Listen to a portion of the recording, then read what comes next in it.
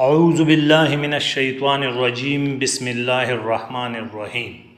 حضرت ابو درداء بیان کرتے ہیں کہ رسول اللہ صلی اللہ علیہ وآلہ وسلم نے فرمایا، مسلمان بھائی کے لیے وہ دعا قبول ہوتی ہے جو اس کے غیر موجودگی میں کی جاتی ہے، اور وہ دعا کرنے والے کے پاس ایک فرشتہ مامور ہوتا ہے۔ جب وہ اپنے بھائی کے لیے دعائے خیر کرتا ہے تو وہ مامور فرشتہ آمین کہتا ہے۔ اسی مثل تمہارے لیے بھی ہو۔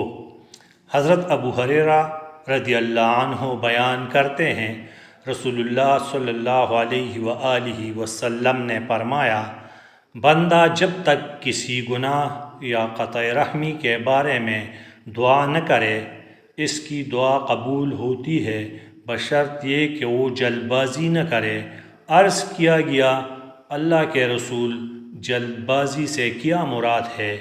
آپ صلی اللہ علیہ وآلہ وسلم نے فرمایا، وہ کہتا ہے، میں تو بہت دعائیں کر چکا ہوں لیکن میری دعا قبول ہی نہیں ہوتی۔